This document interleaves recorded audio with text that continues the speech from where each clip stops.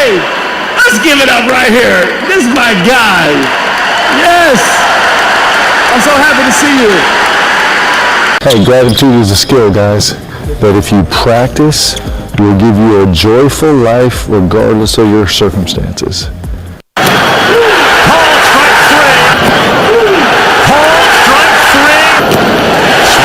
That's a strikeout. And he is also gone chasing. He's got 9. A dirty dozen for Schlittler. No Filter Radio with Alan Cutler, brought to you by Quantrell Auto Group.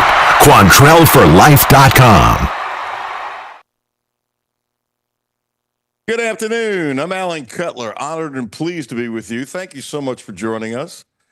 I'm smiling partly because the Yankees advanced, and partly because it's not every day you see a kid like Schlittler. I did pronounce that correct, right? No. How do you pronounce Close. Schlittler. Oh, I left the L out. Schlittler. Yeah. You know, I've only watched this kid pitch now a number of times. Schlittler. Don't even repeat what I think I just said. I'm surprised we don't hear it more on the broadcast, honestly. It's the first time I've heard it said that way, and I'm surprised I haven't before that. You know, with all the faux pas I've done, you know, thank goodness that you haven't put a clips together of all my is it malaprops? How do you say that word? That's a good question. I think that sounded right. We'll go with that. There was an announcer named Jerry Coleman who played for the Yankees, was a Yankee announcer for a long time, then went out to San Diego, and he was famous for it. I mean, absolutely I love listening to Jerry. He was off his wall. He was really good.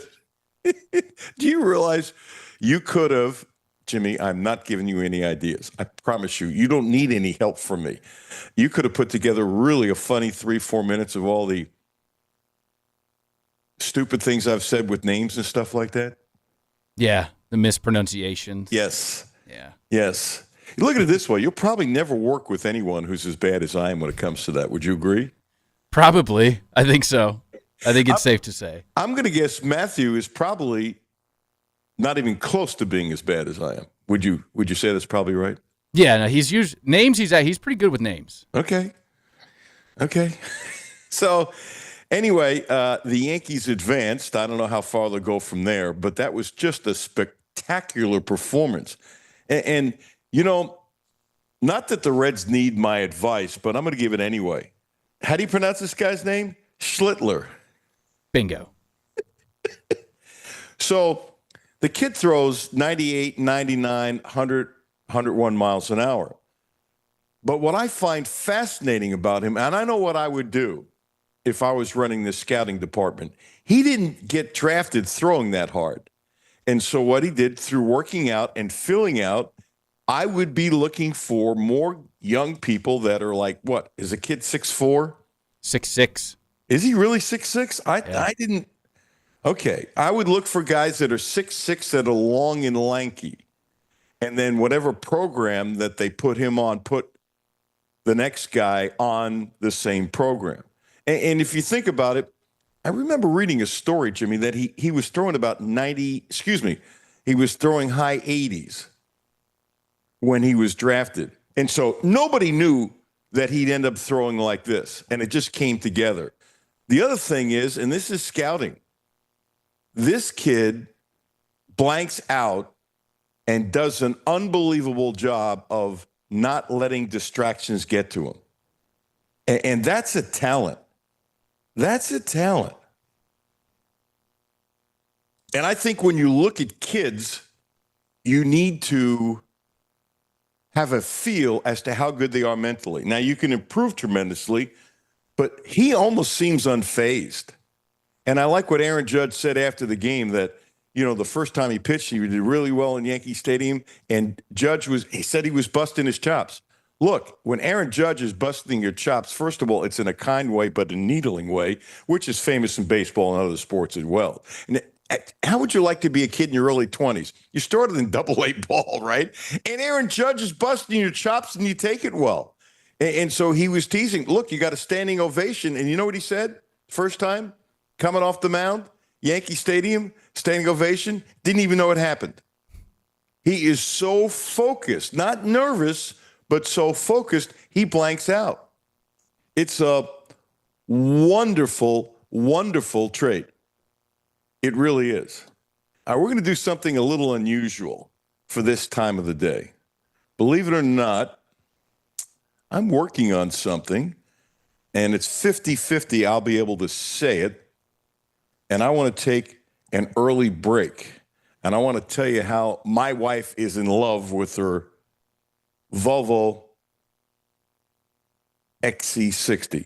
We just got it this week. She loves it. She loves it. She loves it. She loves it. Matter of fact, the Quantrill folks said, do you mind talking about how your wife loves the car? No. Ask Judy. No. It's all true.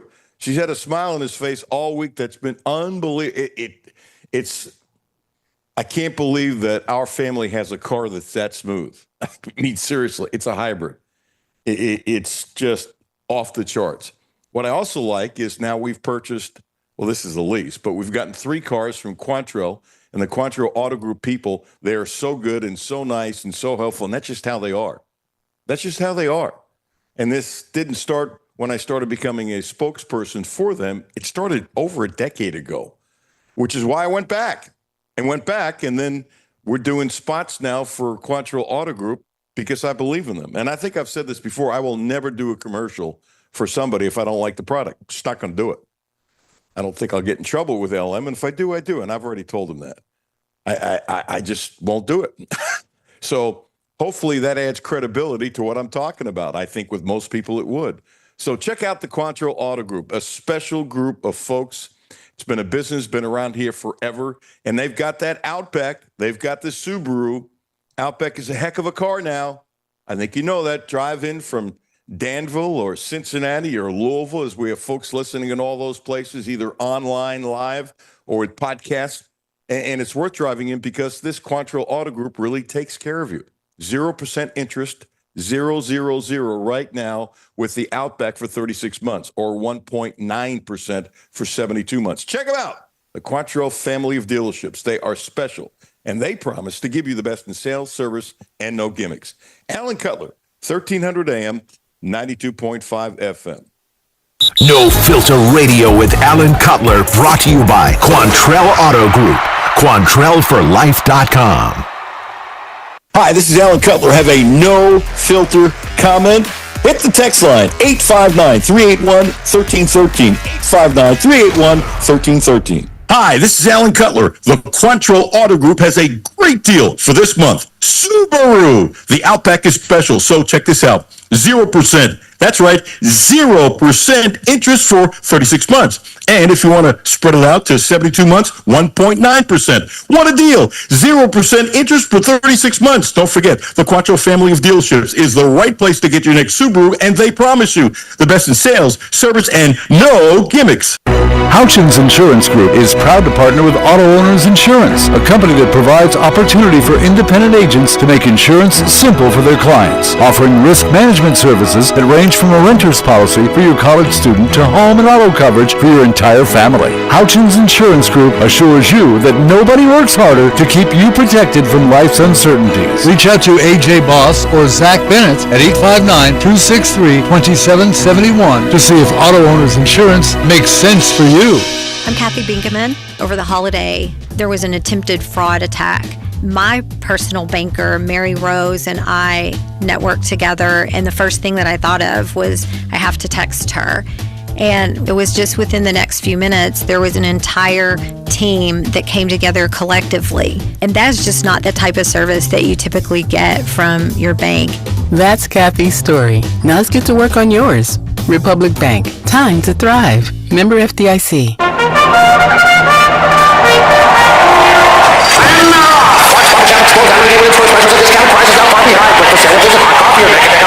Great selection of snacks is holding steady while the drive-thru service is rounding out the pack. They're rounding the turn, and it's Clark's Pump and Shop for the win!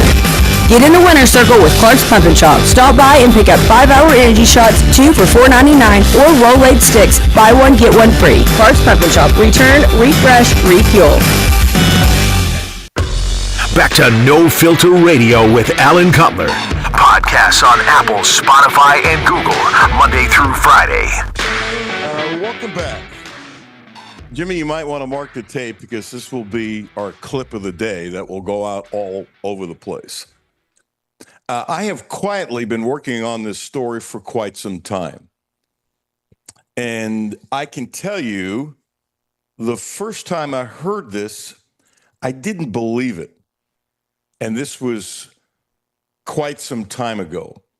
And through the course of time, I've been, I guess a good way of putting it, I've been poking around. And there are many different ways that I have gotten this confirmed. And I was convinced of this a number of days ago. And I didn't want to go on the air because I'm really old school. And I also know, and one of the things that I don't like about how reporting is done these days, and I get it, I'm not a reporter anymore. I'm doing a talk show with a lot of freedom, but there's a lot in me that's old school. And I think I've shared this before. One of my problems I had at the TV station was a philosophical discussion. And there were times I came up with stories that were true and ended up being true. And for years, I could break that story, but a different administration has different thoughts about what you can and can't do. And when things changed, and it does in TV stations, you get a new news director or something, and they have a different philosophy, what you can say and not say. And by the way, I had tons of leeway. Even what I'm about to tell you, they still gave me tons of leeway. But one of the things that was big, as a matter of fact, they cut a promotion. I didn't even ask for them to do it. They came to me. There was a thing called Scoops. I've got the video somewhere. It's kind of funny because I have black hair and stuff like that. This goes back to the 1980s because of all the stories I broke with sources said. And there were some people that would say, oh, you can't say that. You got to tell us who it is. No, you don't. No, you don't. Because I can tell you, doing this forever, there are times you get information, and oftentimes it's from someone who's got an axe to grind. Oftentimes, not always. Not always. And you find out the truth in many different kinds of ways. And then there are some stories that I knew were true that I could never do, could never prove, and never got on TV. And I wonder what happened to some of those stories because I knew they were true. So I went from being able to do what I want totally to a different administration, which said, I remember being Bruce's office, and I'm not ripping my old news director, Bruce Carter. We weren't friends, but I'm not ripping him on this. He had a line which he said, and that was his philosophy. Well, the person who's telling you, if we get sued, will they go in court? And the answer a number of times was no. And it got to the point I didn't even go in. You know, it's one thing. I had basically a great deal of freedom doing TV as sports director and stuff like that. They trusted me. I was like a columnist doing my stories. But after getting turned down for, I don't know, 2, 3, 4 stories that I knew were true, and a couple of them somebody else ended up breaking, I just stopped going in the office. Jimmy, you've heard that story about an elephant and tugging? It's a motivational thing I heard in the 1980s. So you have an elephant, and you're trying to harness the elephant, and you put this huge clamp on the elephant and the steel pole. The elephant wants to break loose, and the elephant is pulling and pulling and pulling and pulling and pulling, and really hurts. Elephant hurts its leg because he's pulling so much and bleeding and the whole thing. And after a while, after tugging and tugging and tugging and tugging on that steel pole, the elephant kind of gives up. And it's almost to the point that the elephant is chained, but not even trying to break loose because you break the spirit. Well, I'm not saying the TV station broke my spirit, but what they did do, and it took part of the fun away of the job because I love doing these kinds of things. After a while, I just stopped asking. So I was a little bit like the elephant, maybe with my weight as well. And I just stopped asking. And there were some pretty good stories that I think I could have broken had they let me continue doing it. And I just stopped making phone calls on certain things. I just did because I knew they wouldn't let me say sources said. Long-winded. Jimmy, mark down the time right now. Sources are telling me, boy, this story took months. Sources are telling me that Mark Stoops went to Mitch Barnhart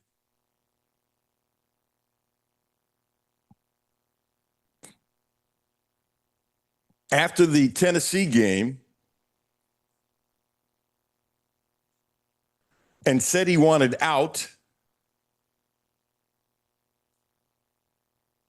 and he would negotiate the buyout. I'm going to repeat this. Mark Stoops went to UK Athletics Director Mitch Barnhart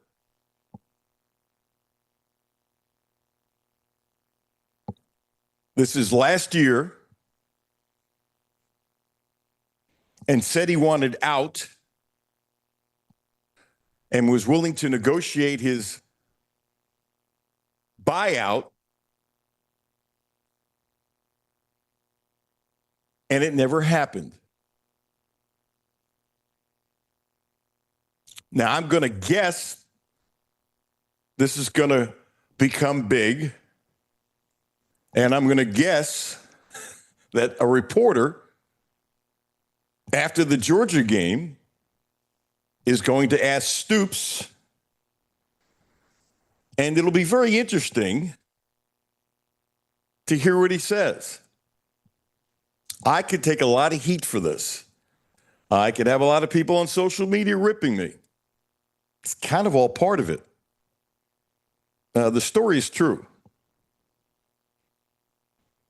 Let's go back in Mark Stoops' history. By the way, getting to all those bowl games,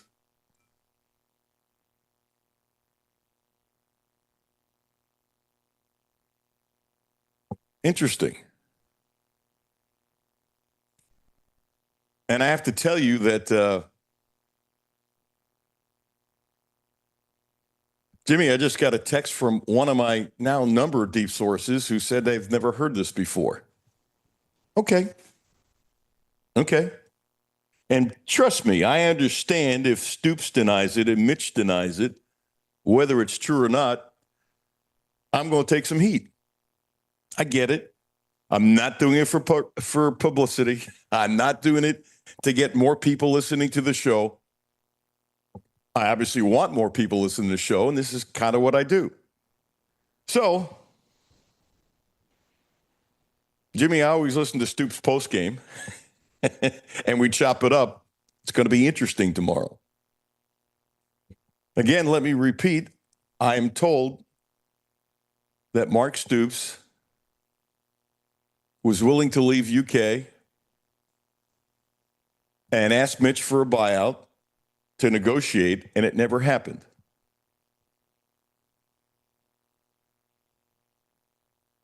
Curious, Jimmy, you surprised?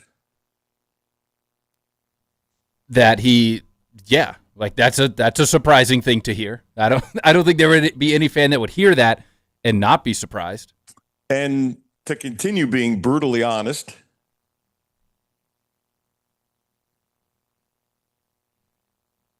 I really didn't believe it the first time I heard it a while ago.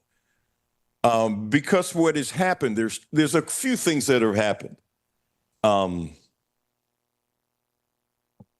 I've talked to a number of people who do this and other things in the media. There are so many stories out there. Jimmy, I'm sure you've seen some of it too. I know you have. I don't think we've talked about it. But there are some stories that come out that you're going, is this AI driven? Or I can tell you a huge part of my TV career for years, unfortunately, and would drive me nuts. And trust me, this wasn't just me. If Jerry Tipton is listening, I bet he's nodding his head. Anybody who's good, and you know, there's a lot of good reporters over the years as what I call the beat people covering Kentucky football and basketball and stuff like that. I don't know why I'm thinking of John Clay. I'm sure John Clay went through this a lot where you're making phone calls and phone calls and phone calls and you hear something, you got to run something down. And there are times I've apologized to somebody who say, hey, I hate to ask you this question, but this is why here, is there something to it? Or, you know, can you direct me to somebody who knows? And I want to tell you, I don't know how many hours of my career I wasted. Woo. I will share this, and I'm not doing it as a tease. What would have been the biggest story of my career, which would have meant I would have taken a lot of heat that I'm absolutely convinced was true, I can never put on TV. And this is before the administration got tighter. Couldn't do it. Couldn't do it. And by the way, just so you know, I'm not talking about my ego or me saying, geez, I'm the greatest this or that, because I'm not saying that. I'm not the only good reporter who was under those circumstances. I forgot, it was Bob Schieffer, I think, was retiring from CBS, and I just happened to catch the show. And he had a couple of veteran people who had covered the White House. And I would have loved to have been around in a bar or a home when they were having a scotch or something like that and talking about all the stories they knew were true, didn't happen. And they teased that a little bit. And I wanted to know more. Anyway, I'm going to repeat this. Multiple sources on something I've been working on for quite some time are telling me that Mark Stoops went to Mitch Barnhart. It was sometime at the end of the season, quite a long time ago, and said he wanted out and was willing to negotiate his buyout, and it never happened. Now, if you want to speculate, Jimmy, can I speculate for a second? I do believe you're in your First Amendment right. You can speculate. Thank you. Yes. You've become my barrister as well. You know, you deserve a raise, dude. All the hats that you wear. And by the way, Jimmy, I know you notice I'm not yelling. I'm not screaming. I don't scream, but I, with my big mouth. I'm doing this in a very calm manner on purpose because this is just reporting. I wonder, this is wondering, okay? I wonder about the finances at Kentucky. I do. And by the way, is this saying that Kentucky is unique? Nope. Do I have any inside information on Kentucky's financial plight? No. I had this conversation privately the other day with somebody who asked me the same thing, and I said, let me tell you something. This is not a Kentucky thing. This is college athletics all across the country. And I believe, from what I've been told and read, Louisville's in much better, worse shape.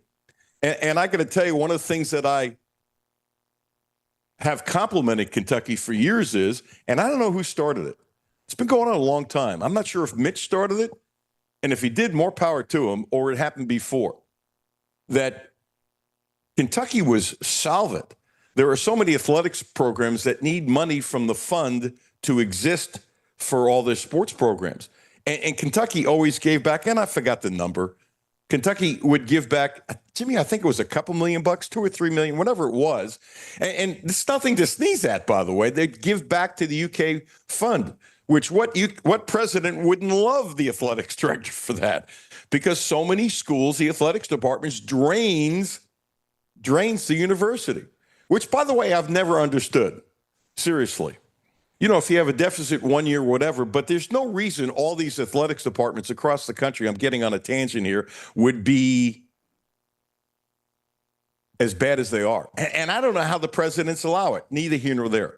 So I just wonder, a fair question, if the reason why Mitch didn't want to act is because he didn't have the money to act. I don't know this. But Jimmy, you would say that's a fair question, wouldn't you? Yeah, I think so. It's also the most obvious thought. I don't think I'm a genius for coming up with this.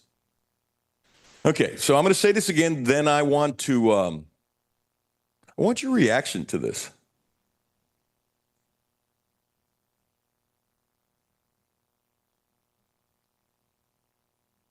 I will repeat. I've been working on this story for quite some time.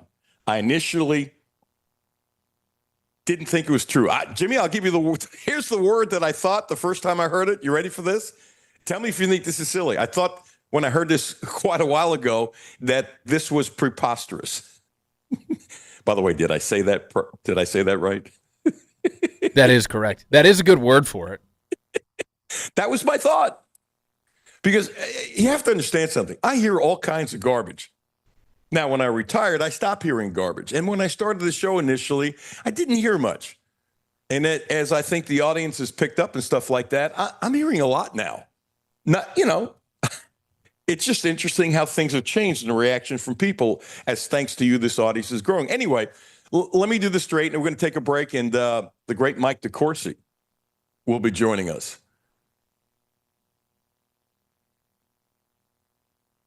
Mark Stoops went to Mitch Barnhart.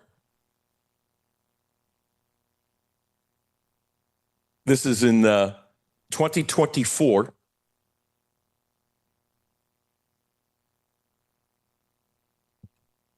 And said, I want out.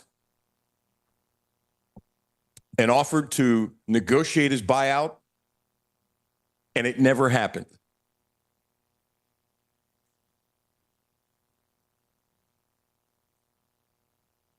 There you go.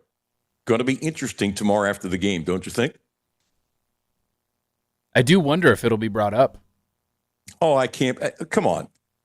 How does somebody who covered the team not bring it up? No. That would be incompetent. And guess what? There's too many good reporters out there. I can't even imagine being true. Okay, so we'll see. Mike DeCourcy is coming up next. So, Jimmy, what's your thought on the story? And how many? You've been here long enough. You do a show with Matthew. How crazy is this going to get for the next couple of days? I feel like I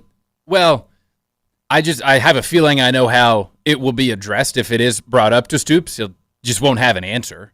So it just depends how persistent people will be as to if it's a big deal. And I also wonder how often this type of thing happens. Where, like, how serious was it? Was it like a demanding, or was it just not a screaming match back and forth, but just emotions were high and then things settle down and then nothing ends up happening? Like, I wonder how often this goes on across college sports. I can't answer that. That's a fair question on your part. Because, heated discussions happen after losses or this or that, or not threats, but, you say things and then once it settles down, you're like, yeah, I probably shouldn't have gone that far. That sort of a thing. Well, let me back you up on something. You ready for this? Mm-hmm. I love Sam Weish. Everybody loves Sam Weish. He's one of the brilliant minds offensively, and he regretted it, and Mike Brown regretted it. When his time with the Bengals was over, he had said shortly after the fact, and Mike Brown agreed, that had they waited a week, it never would have happened. Because after the season, and I don't like this term Black Monday, it just bothers me. But you know what it is, that on Monday after the season, I mean, in the last 30 years, has anybody they've never had a firing or somebody quitting on Black Monday? You know what? I wonder what those numbers are in the last 30 years.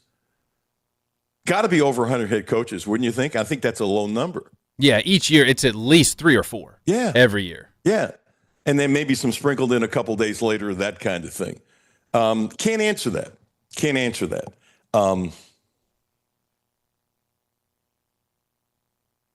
Even if it was said in the heat of the moment, okay, it was still said. I can tell you what I have been told, that Stoops was serious. Okay, so suppose, let's play a game real quick. I know we got to go to a break. And it's $38 million, right? And he says, I'll take half. I don't see how you don't do the deal. Here's the other thing. We got to go to a break. Here's the other thing that's really hitting me hard. It's either 60 or 90 days. And I knew, and I keep on forgetting, it's bouncing up and back. Whatever it is, that he has to get all his money with 60 or 90 days, that kind of thing. And Jimmy, look it up. Help me out, please. I think it's 60. But Jimmy, don't you believe if you're asking for a buyout and somebody then says back to you, we don't have the money, and you really want out, would you say, you know what, you can pay me over 5 years instead of 60 days? Wouldn't you think that at that point they would be open to negotiations? And I got to tell you, let's say that it was $20 million. Play with me for a game real quick, Jimmy. You ready? Let's say it's $20 million and Stoops would say, you know what? I'll take it out over 5 years. You can't tell me that UK can't afford that. Oh, yeah. I mean, this is going to sound stupid, but I mean this. It's chicken feed based upon the hugeness of the budget, and you can figure it out. And if you really want out, no matter who you are, you're going to have to bend. It goes up and back. And I can't believe you would say, for example, and this I do not know. But let's say he says, I want $20 million. I can't believe in my wild, and I don't know what he asked for. I don't know if it got to that point. I can't tell you that. I'm telling you this story is true. Boom. Okay. But if you're doing that and you say, okay, give it to me over 5 years, could you live on that? Seriously? Okay. Repeating one more time, and then we're going into break. Mark Stoops went to Mitch Barnhart after the season and said he wanted out and was willing to negotiate on his buyback. Going to get interesting around here. The great Mike DeCourcy coming up next. Did I shock you, Jimmy? Yeah, I didn't suspect that story was coming. Okay. I didn't have that on my bingo card for Friday, October 3rd. Well, I'll just be blunt. I wanted to collect my thoughts. I thought when I'm doing something like this, after doing my live read, I basically meditated for about a minute. Does that make sense? Yeah. It's a big deal. I wanted to be very careful and cautious, and I know it's true, by the way. Last one, really quick. You know what? We're going to go straight to Mike because we took an early break. The denial of what Stoops said when he was offered the Texas A&M job, and he had all that time to work on it, was absolute BS. And I said it at the time, remember? Yeah. He accepted the job, and I was the only one to say it on the Monday. And then they didn't want him. Okay, let's go straight to Mike DeCourcy. The great Mike DeCourcy. Hello, Mike. How are you? I am great, Alan. How are you? Good. Did you hear the story I just broke? I did not. Okay. I don't see your pretty face. We not on Zoom? Oh, no, you told me. Michael, I apologize. It's okay. When you get to be 73, these things sometimes happen. I get it. I'm not far behind you. How old are you? All right. I'll confess I'm 65. You don't look it, dude. Either that or I shouldn't go to the eye doctor. Seriously. Thank you. That's very kind. It's true. Look, dude, it's not like I thought you were 35. First of all, we know each other. Oh, we know each other over 35 years. I would have guessed late 50s, maybe early 60s. And I'm not saying you started as a newspaper guy when you were 12. But anyway, good for you. Whatever vitamins you're taking, God bless you. Anyway, so I just broke a story that I've been working on and off for quite some time. And initially, I thought was preposterous. This is bullseye, and I'm going to take some heat for it, but I'm breaking I think it's a big story. But you know what? You judge. You're a Hall of Famer. You're a national guy. You've done a million things. You judge and tell me if you think this is a pretty damn good story. Mark Stoops, after last year, went to UK, went to Mitch Barnhart and said, I want out and I will negotiate my buyout, and it didn't happen. Mike, do you think that's a big story? And by the way, bullseye. Oh, I think it's absolutely a big story. Why would you not let him out if he wanted out and things were not going well? And especially when you consider that if someone has decided that they can't do it any longer, they can't succeed, they don't want to do it, or whatever because you're not ascribing motivation, but whatever the reasoning behind that, it indicates a lack of belief that one can either be successful or wants to be successful. And so at that point, you say, okay, it's time to move along. You think somebody's going to ask him about this after the Georgia game? I would imagine. Georgia's pretty good. You may have heard. Georgia's pretty good. And so the odds of this going well on Saturday not very not good. Great. I think you know me pretty well. I mean, we're not best friends, but I consider you a friend. Seriously. Yes. And I think there's some really good mutual respect. And I know I have a big mouth, but I believe I know when I say something like this, I don't make anything up. I am blank, deadly serious. And it took me quite a long time with the story. And I don't know if you heard it when I first heard this quite a while ago. You know what I thought it was? My brain said this is preposterous. Right. And then I heard it again. And then I mean, because there's so much stuff. And one more thing. Then I want you to please rant back. Please rant back. How many times in your life have you run down a story that one, it ended up not being true, you wasted your time, and two, you knew it was true, but you couldn't prove it the right way to then write it in the sporting news? Oh, and in other publications too, I've had lots of circumstances where I had stories that I knew to be true, but couldn't put them in the paper or on the website or the magazine or whatever it might be. We all get that. It comes down to the ability to verify it, and so what people don't understand is that we feel the need to have legitimate sourcing on articles like this. It's not just, hey, somebody whispered to me that this happened. Okay, I'll write it, or I'll put it on the air.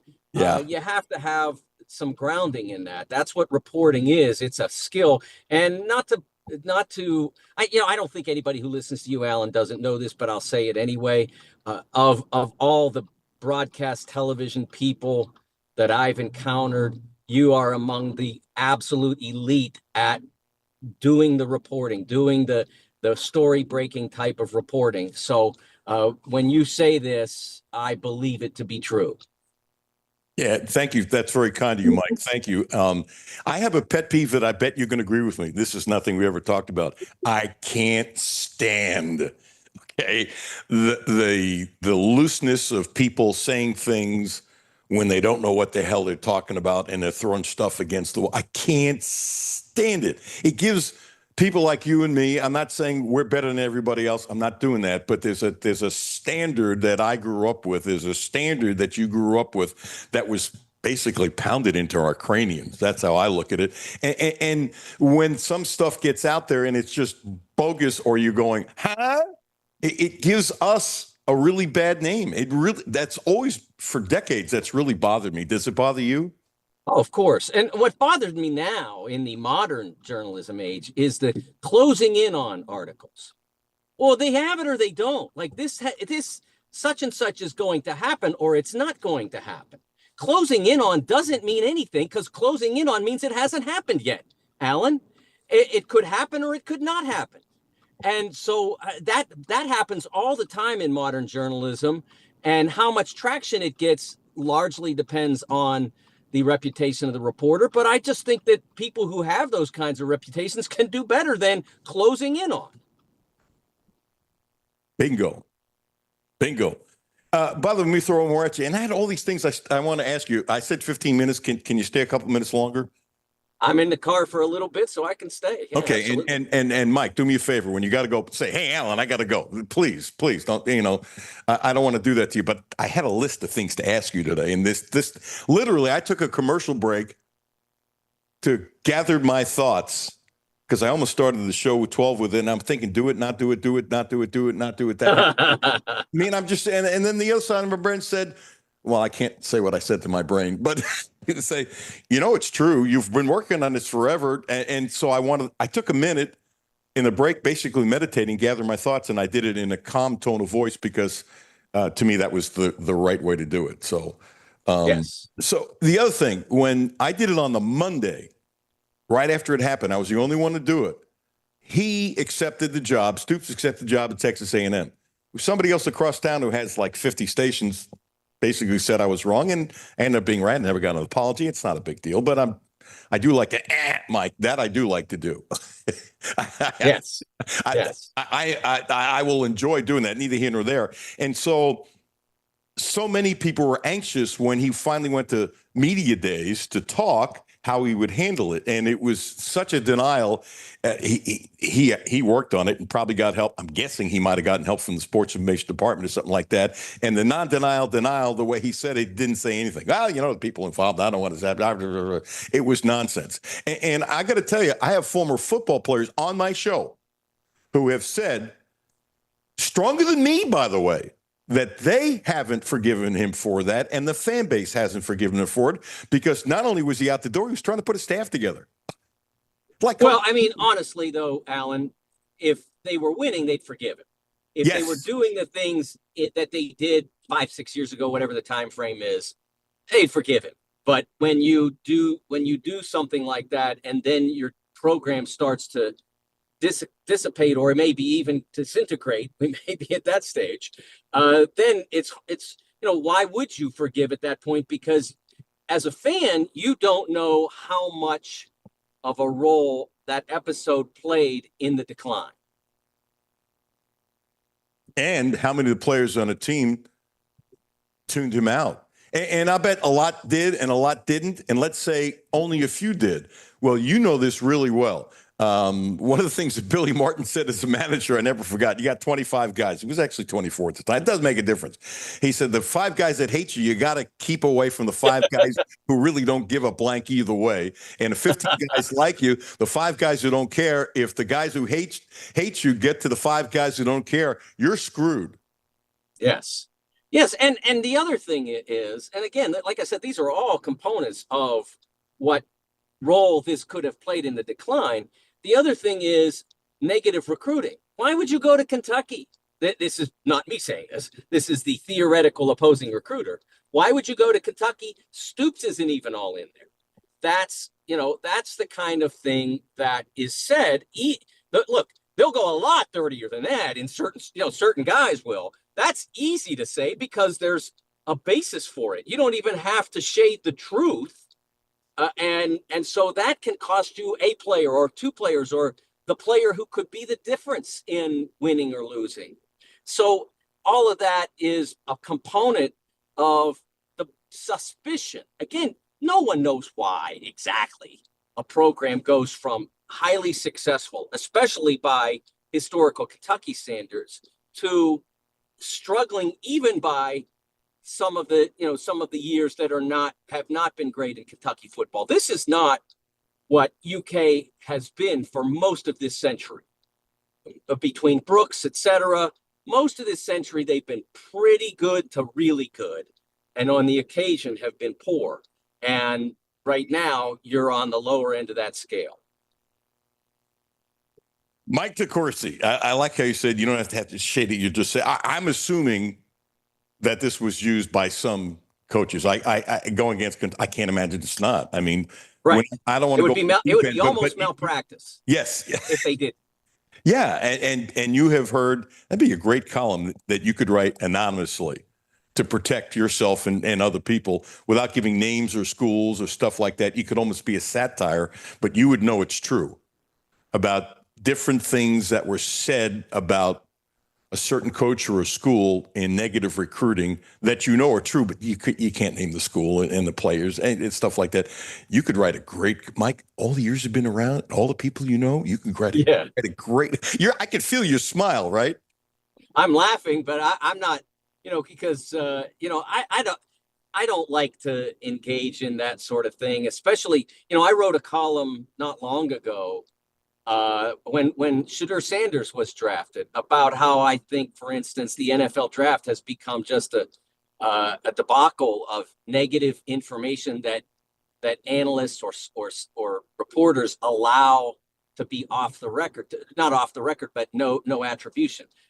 You can say whatever you want about a prospect, as long as there's nothing criminal involved, and just say it about him and somebody will print it. I don't believe in that. I don't believe in allowing people to say negative things about other people that you can't prove without putting your words behind it. I don't believe in that. Now, I mean, in this circumstance, this is not a negative necessarily. This is just an occasion that occurred, and certain people made decisions based off that occasion. And I just feel like when a coach tells you that he doesn't have the fastball anymore, or he doesn't have the fastball here, or whatever it might be, I just don't know what value there is in saying that's okay, we'll keep going. And I need to, let's put it this way. Nobody's coaching in any school for 42 years like Adolph Rupp. And I stand by this, and I'm not being negative to what he did, but if he started 10 years ago, there's no way in high you-know-what he could last 42 years. You just can't. The pressure and that, you just can't. They're still in shorts and not Converse anymore, but they're still in shorts and T-shirts and stuff like that. But you can't do it. You can't survive. Guys get burned out. They make gals too. They get burned out, whatever. The world has just changed. All right, let me switch on this because you put something up today that I loved. And Mike, you do the too, by the way, as you know. Your sarcasm of baseball's great competitive balance, dude, I laughed. So you put this up today. It's been 10 years since an MLB team from outside the top 15 markets have won the World Series. Only chance now, the Brewers. NFL had 13 such champions in this century. NBA, NHL, MLS all have had 10 plus. MLB 3. But please, let me use my voice let me say it the way I think you meant it, and you tell me if I'm wrong, okay? But please, carry on about baseball's great competitive balance. That's pretty much it. Yeah, that's pretty much it. Because the people who cover baseball continue to insist there's great competitive balance because, so to speak, a different rich team wins the World Series every year. That's not competitive balance. Alan, in Lexington, there's a country club champion at every single country club in the region. But like the guy who's playing the municipal course isn't winning that because he's not in the game. Even if he's a better golfer, he's not in the game. And that's what baseball is. You have the country club of the upper echelon teams, the top 15 or so markets, and then you have everybody else who has essentially no chance, little to no chance in this system. They desperately need a salary cap system. That doesn't mean that the Dodgers can only spend X number of dollars and the Pirates can continue with their $80 million payrolls. No, a salary cap system is you can only go to 300 million, let's say, and then everybody else has to pay, to at least 280 or 270 or whatever the cap number would be. I have no idea what the revenue share would work out to there.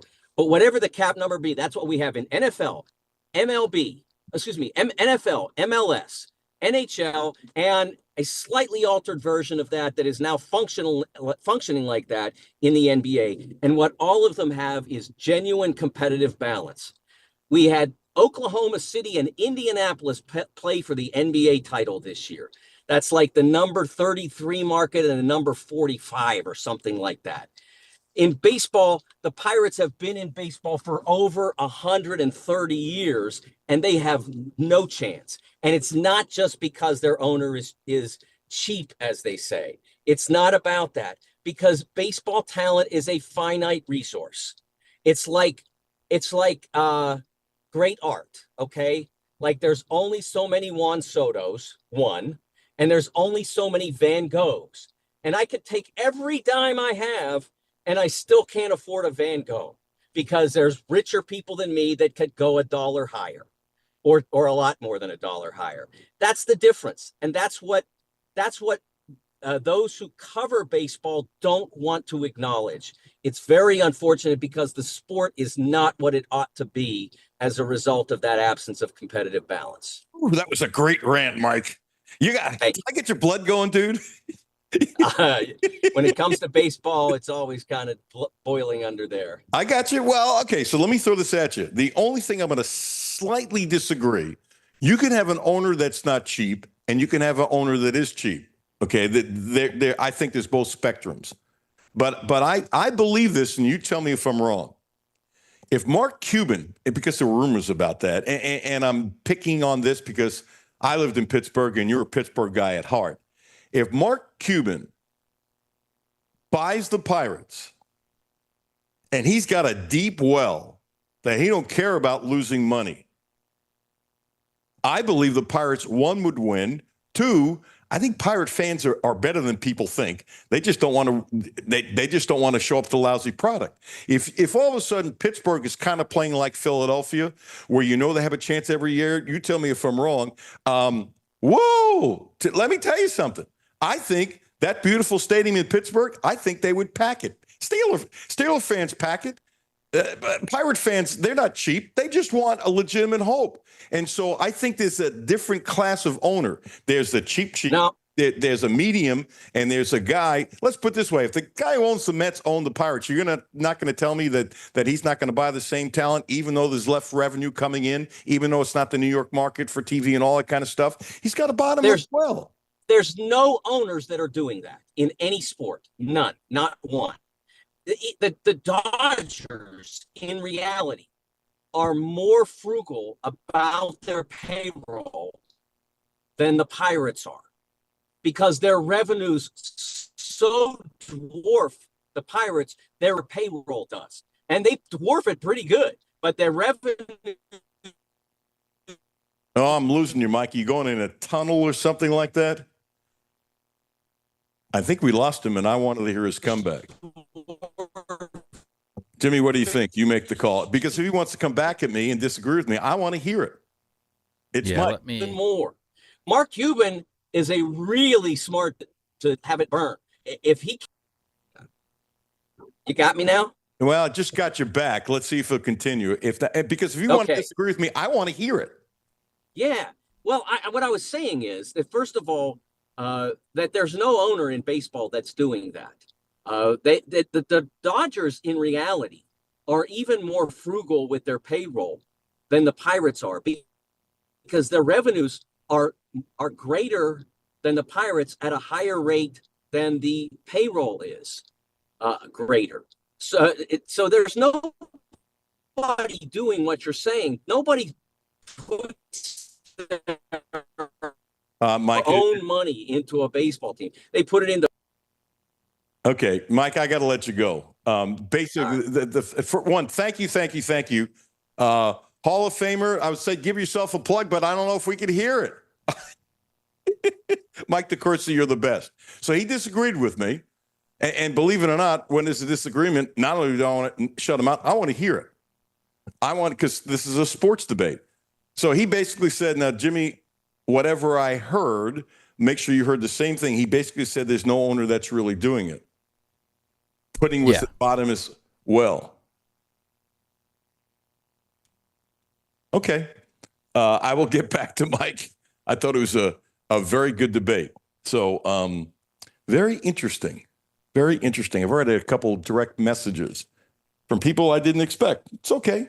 It's okay. It's all good. Audiences change. I'll just repeat it that Mark Stoops went to Mitch Barnhart after last year and said he wanted out and wanted to negotiate his buyout, and it didn't happen.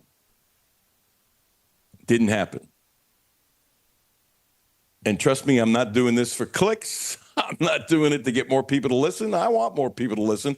I'm doing it because it's a story that I've been on for quite some time. And like I said, when I first heard it, I thought it was preposterous. I really did. Absolutely really did. So it goes. You know what I can't wait? I wanted to play that clip the other day that we've used from Chip for Mike, but you know what? We're going to play for Deuce Williams.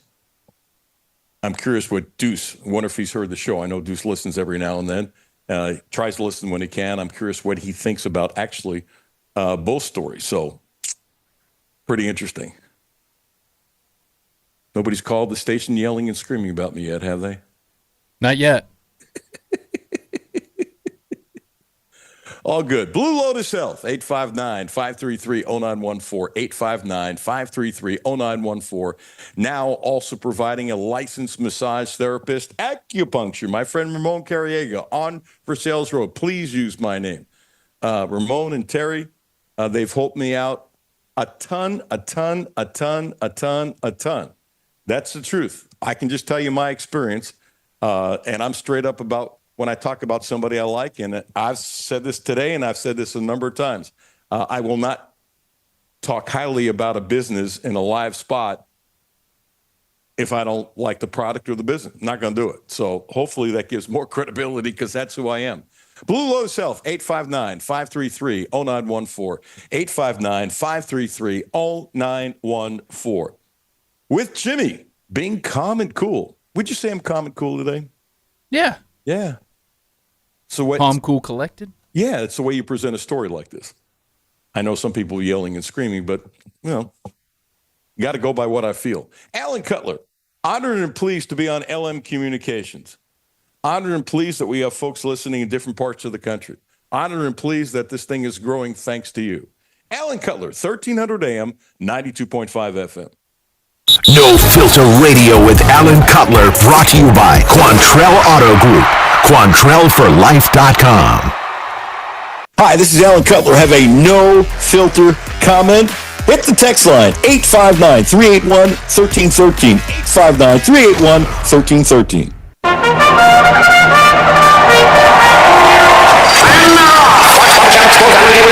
Discount prices not far behind with percentages of hot coffee or Nick on the outside. Great selection of snacks is holding steady while the drive-thru service is rounding out the pack. They're rounding the turn, and it's Clark's Pump and Shop for the win! Get in the winner's circle with Clark's Pump and Shop. Stop by and pick up Sour Patch or Swedish Fish peg bags, 2 for $6, or Jack Link's Jerky, 3 1/4 ounce bags, 2 for $11. Clark's Pump and Shop. Return, refresh, refuel. Hi, this is Alan Cutler. The Quantrell Auto Group has a great deal for this month. Subaru. The Outback is special, so check this out. 0%. That's right, 0% interest for 36 months. And if you want to spread it out to 72 months, 1.9%. What a deal. 0% interest for 36 months. Don't forget, the Quantrell family of dealerships is the right place to get your next Subaru, and they promise you the best in sales, service, and no gimmicks. I'm Kathy Binkaman. Over the holiday, there was an attempted fraud attack. My personal banker, Mary Rose, and I networked together, and the first thing that I thought of was I have to text her. And it was just within the next few minutes, there was an entire team that came together collectively. And that's just not the type of service that you typically get from your bank. That's Kathy's story. Now let's get to work on yours. Republic Bank. Time to thrive. Member FDIC. Houchins Insurance Group is proud to partner with Auto Owners Insurance, a company that provides opportunity for independent agents to make insurance simple for their clients, offering risk management services that range from a renter's policy for your college student to home and auto coverage for your entire family. Houchins Insurance Group assures you that nobody works harder to keep you protected from life's uncertainties. Reach out to AJ Boss or Zach Bennett at 859-263-2771 to see if Auto Owners Insurance makes sense for you. W223CV Lexington. ESPN Sports Radio 1300 and 92.5. WLXG Lexington, an LM Communications broadcasting station. The only no-filter sports show in Kentucky.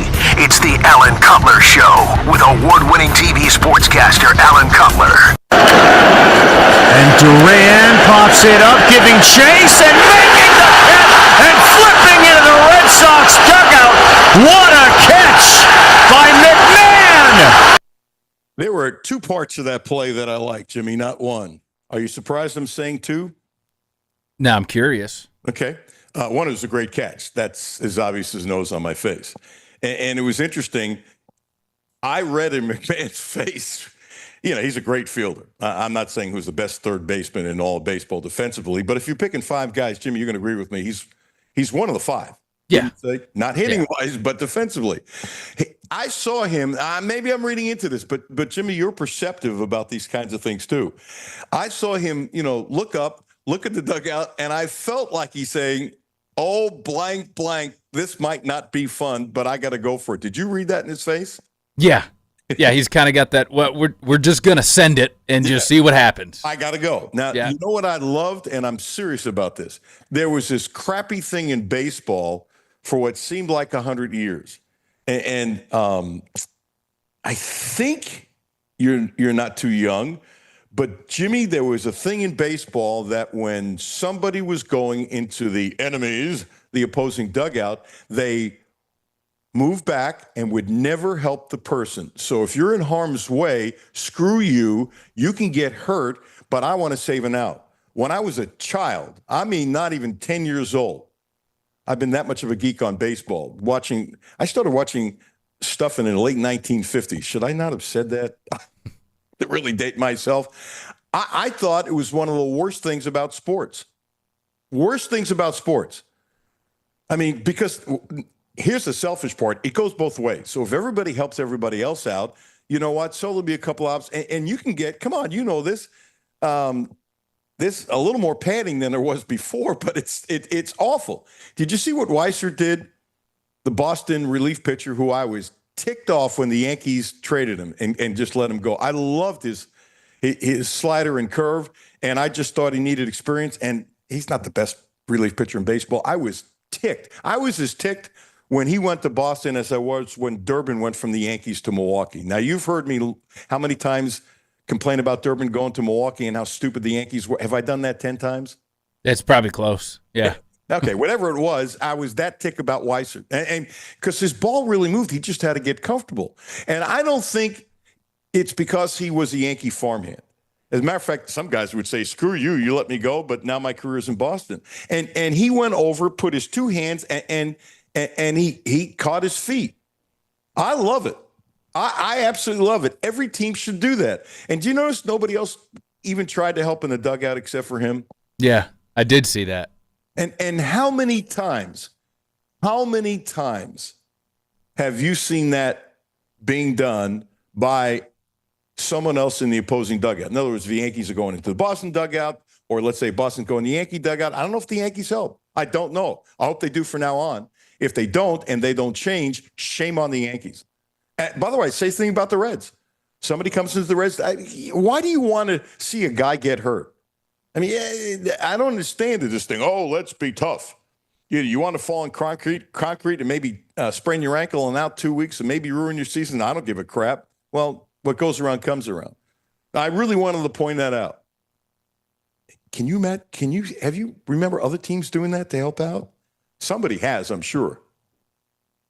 Trying to think, because you don't see plays like that don't happen that often where you go over the railings. I'm trying to think if I've seen a play recently where guys were trying to. I feel like more of that happens now. You're more likely to see it where guys, they may not help, but they're at least there and they kind of move as if they're wanting to try to help you if they can. Just kind of like, hey, at least I tried to do the right thing, sort of a deal. But guys know if you're really helping them or not. Oh, yeah. So, as opposed to just, oh, sorry, I just missed you. Yeah. And I happen to agree with what you're saying, Jimmy, but I'm not calling you up, but I am calling this out. That's baloney, or can I say BS? Yeah, you can say that, BS. Okay. No. When's the last time you hit the button? Have you hit the button 5 times on me in like almost 3 years? I think it might be right at 5. Really? Not for you, but yeah. No, for me. For you, I think it's only been once, maybe. Maybe twice. I got 2 in my head. Oh. I should have shut up. Can you imagine if Lynn is hearing, he's going to call and say, what did Cutler say? And then you're going to, we've done 1,000 shows together. I don't know.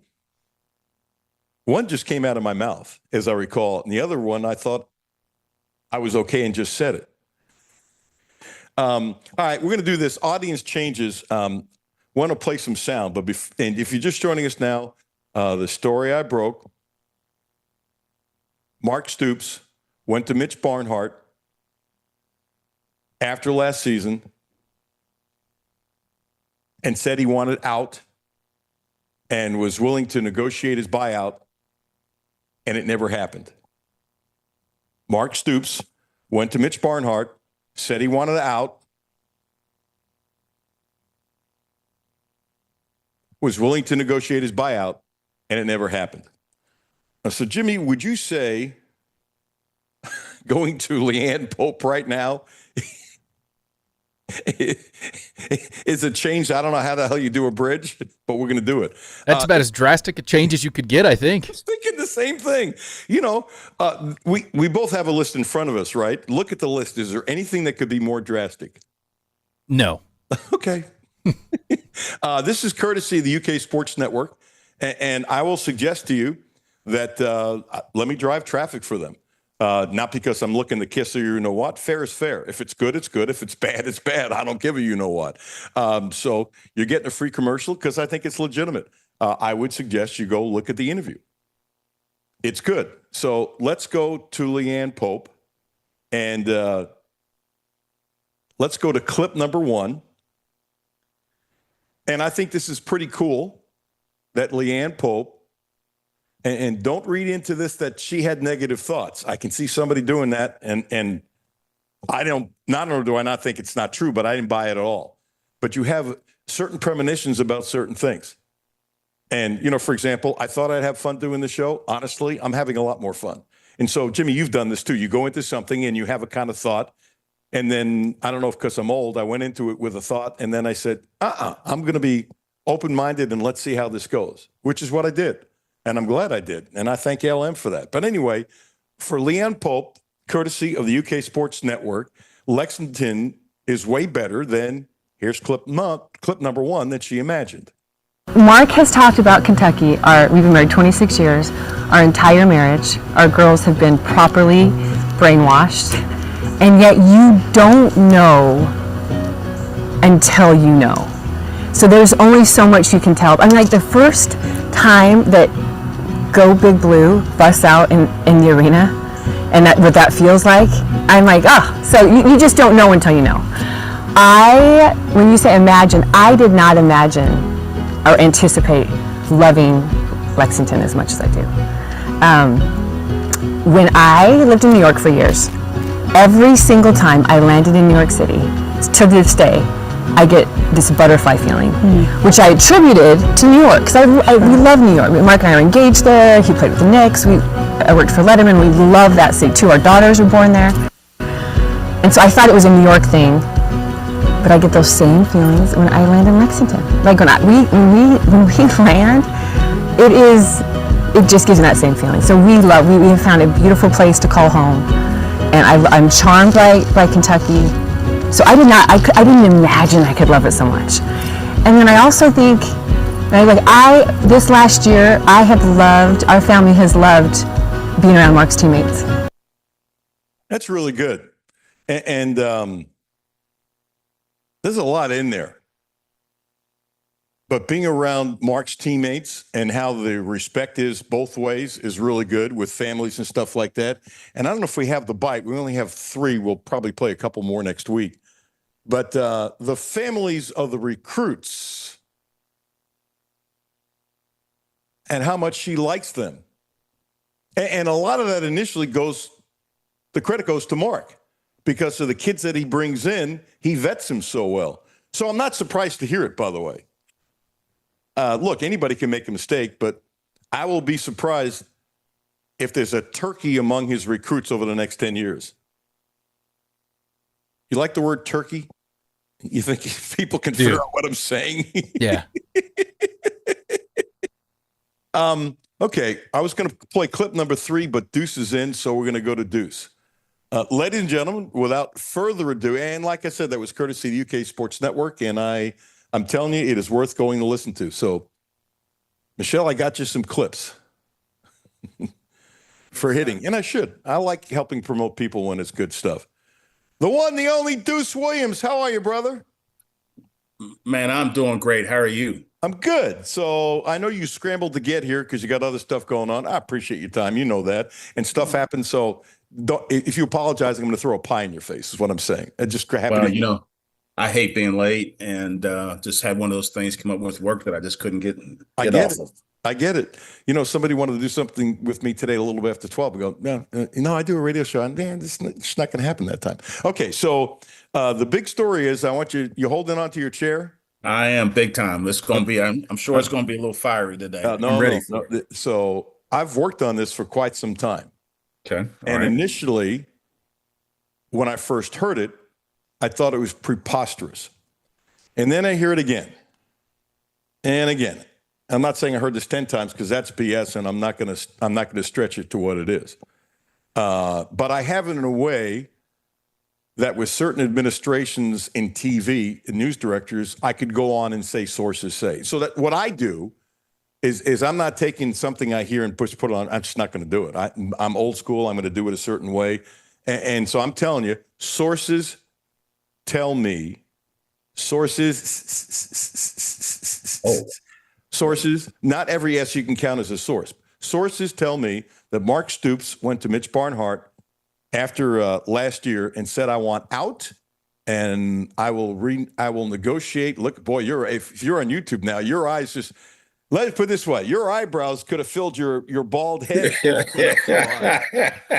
Am I correct or no? Is that high? You're 100% correct. Mark Stoops went to Mitch Barnhart and said, I don't want to be here. I want out.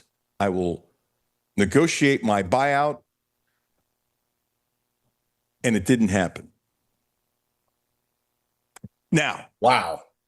That's what. Give me your reaction. I just, is that one wow or two wows or just one wow? That's a bunch of them, man. That's a lot to really kind of take in. And I'm surprised by that, man. And, like when I think about commitment, if somebody came to me just in my profession and said that they didn't want to, that they wanted out, I'm going to help them get out, right? Like I don't want them halfway in. Like I need people fully committed, and so I'm surprised by that. I'm really, really surprised by that. I don't care what the business is, and I think you're saying this, by the way. Let's get away from UK football.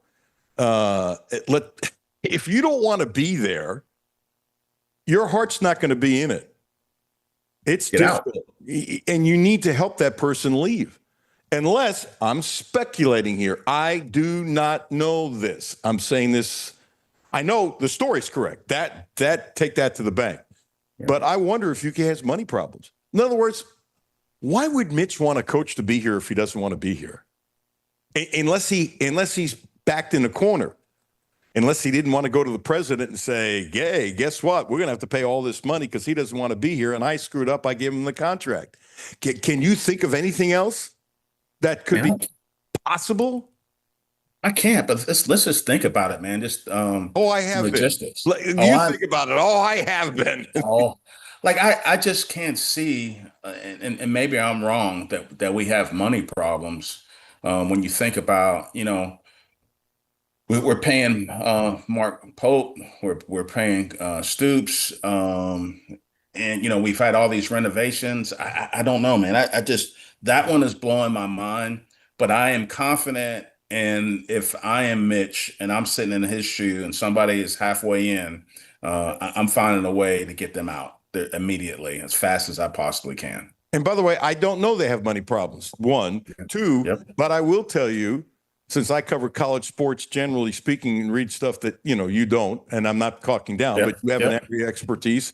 You have a feeling on the field that I can't have because nobody punched me in the mouth on the football field like you. So we each have different strengths and that kind of thing. I think almost every school in the country has money problems. Oh, wow. Okay. And I will go far, and I defended UK with this through the years. I think UK has been wonderful. I mean, wonderful by being fiscally responsible. But with all this NIL and raising money, and now they got this project, they borrowed $30 million, which I thought they would never do that kind of thing. I mean, I don't know. I don't know if Mitch wanted it to be. I can't answer for Mitch. But if you're going to pay off even half of $38 million, you got to go to people and you got to admit that you made a mistake. Oh, there's no question. I'm just sitting here thinking about it. I wonder if that had something to do with Vince wanting to get out as well. I mean, he and Stoops are apparently that close. I wonder if Coach Stoops told Vince, "Hey, I want out," and Vince said, "The heck with this. I'm gonna jump ship and go someplace else before anything goes down." I have no idea if it's true or not, but I guarantee you there'll be people that will speculate that. And I will tell you this, for example, as close as Vince and Stoops were, I think they'll always be friends, but I don't think you get the same closeness. I just think, sometimes in the little civil war, you kiss, you make up, you say you have respect. I mean, if they have a bourbon together, I think they'll be fine. And they'll probably find they start telling some war stories they couldn't come on my radio show. They can laugh and get together. That's right. And those kinds of things. But for example, when Tubby left, right, and went to Minnesota, his assistant coaches had no idea. I did not know that. Not a peep did they know. Wow. They were surprised like crazy. And so in this situation, I can't tell you. I don't know. But I can tell you there have been a lot of circumstances in coaching and stuff like that when people who you think would probably be told aren't, because here's the issue. Keeping a secret. So let's say you got 3 assistant coaches that you're close to. Let's play a game, right? Yeah. Okay. And you privately tell all 3. And then you say, you got to shut your mouth. Okay? You can't say a word. What are the odds that assistant coach doesn't tell his wife? Oh, that's going to happen. Okay. Right? Now, what are the odds that an assistant coach, actually, this has worked for me, by the way, but that's neither here nor there. Assistant coach tells a girlfriend. That's going to happen. Okay. And what are the odds then the girlfriend tells the husband and says to the husband, keep your mouth shut. That's going to happen. Okay, so I can tell you, you were never a reporter. I was. It is amazing at times how stories get out. And it's often not from the source that you think, but you find a way sometimes around the block to prove it because you can't get it from the direct person, but you get it in a way that you can't go on television. This I can tell you, firsthand experience. Yeah. That you can take to the bank. You've had that for years. You've been dealing with that for years. Yeah, none of that. I got to tell you, a lot of stories are often broken because somebody's ticked off and they trust you.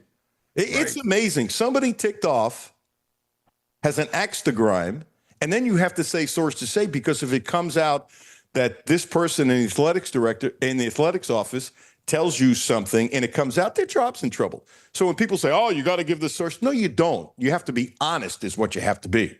You have to be honest. Honest. That's what you have to be. And I get it. And there are some people who have asked me some questions, some stuff coming on the TV station when I said I couldn't say. And one person said, aren't you being a hypocrite? I said, no. Management has said that question has to be answered from somebody in management. I'm not going to lie to you. Can you tell me off the record? I will not. And one person years and years ago got mad at me. Well, you're being a hypocrite. This is what you do. No, I'm being honest with you. Because if my boss comes to me and said this story leaked, and you know what's amazing? People on TV have big mouths. And it's amazing how many stories. I never leaked one, by the way, that I wasn't supposed to. Never leaked one. Wasn't going to. But it is amazing how stuff leaked from newsrooms which never should have leaked. I saw it.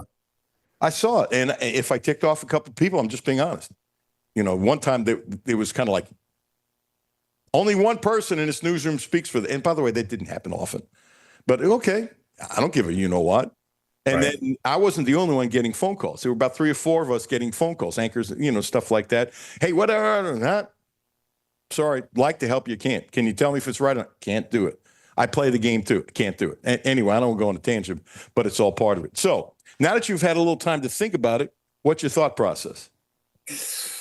You know, I'm kind of shocked. I really am. When I get to thinking about it, just in general, you know, this goes back to Stoops potentially putting his toe in the water at Texas A&M. He didn't put his toe in the water. He accepted the job, was trying to put a staff together, and was rejected. That's not toe in the water, Deuce. I'm sorry, buddy.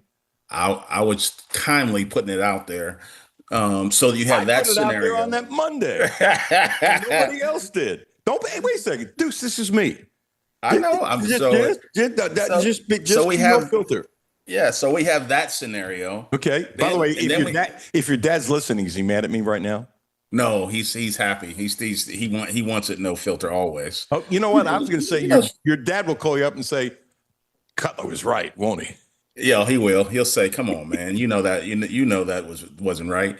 So anyway, we have that scenario. And now we have a scenario that he's gone to Mitch and said to Mitch, "Hey, I want out." Now, man. Well, number one, from my perspective, it's frustrating, and I know from every UK fan that's out there, and I know that happened because it came from multiple sources. And I know that your sources are very strong. So let's put it out there. That happened. So now where we at?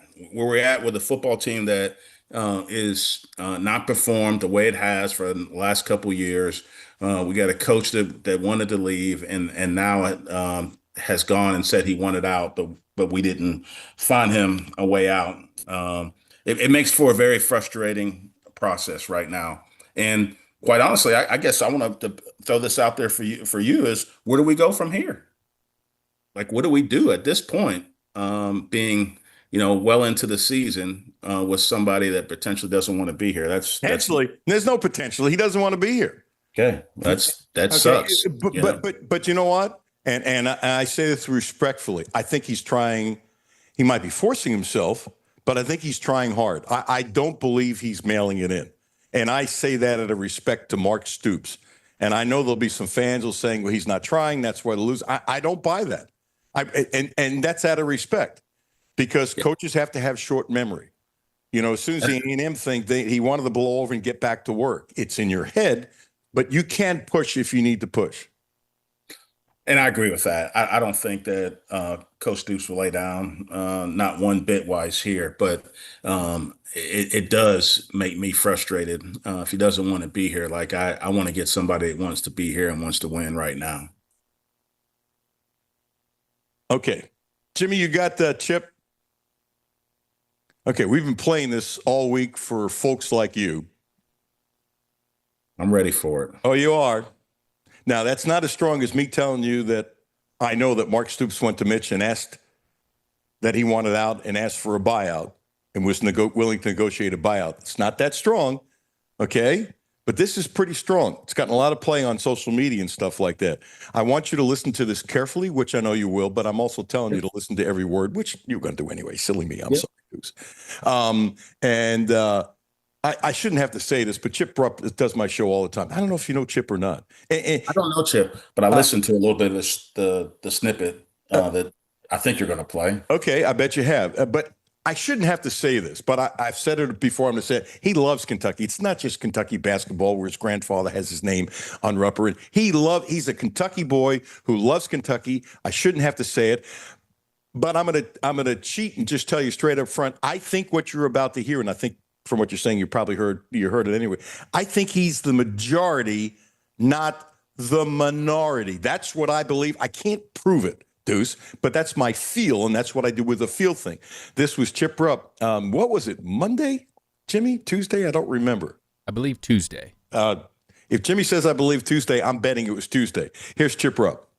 If we go down there and have another uninspiring performance, I think you're almost in a position where you have to make a tough decision like we've seen happen at UCLA, Oklahoma State, Arkansas. I mean, who would have thought that Hunter Yurachek would have done away with Sam Pittman in the middle of the year and put Bobby Petrino in as the head coach after, his transgressions? So anything can happen. But what I would do is I would probably make the tough decision to cut ties. I'd put Brad White in as the interim head coach to see if he has what it takes, and maybe he would unleash a Bush where we'd see the best version of Bush. I'm still not convinced that Bush, although I hear he's a great guy, I don't know if he's a genius signal caller or not, but I would like to see the best version of him that's unfiltered by Mark. Your thoughts? I think I did hear the snippet, so I will openly tell you that. I have been thinking about that since I heard it. Number one, first thing is I do think there's time for some changes. There's no question. You can't go on the last couple of years like we have and been ineffective and not make any change. Not that I want to see that happen, but it needs to happen. So that's the first thing. The second thing is I think he probably had it right as far as Brad White. Putting him in as a potential, if that were to happen, as an interim coach. I think he's deserved that right. When you look at how the defense has performed over the years, it's been spectacular in some cases. And I think he earns a shot, definitely from an interim standpoint. My perspective on Bush, and look, I don't know Bush. I've never been around him, never been in his presence, but I've had a chance to watch a lot of football over the years. And I will tell you that the last couple of years haven't really excited me as far as an offensive scheme. I think we've underperformed, and I think everybody would say that, or the majority would say we've underperformed.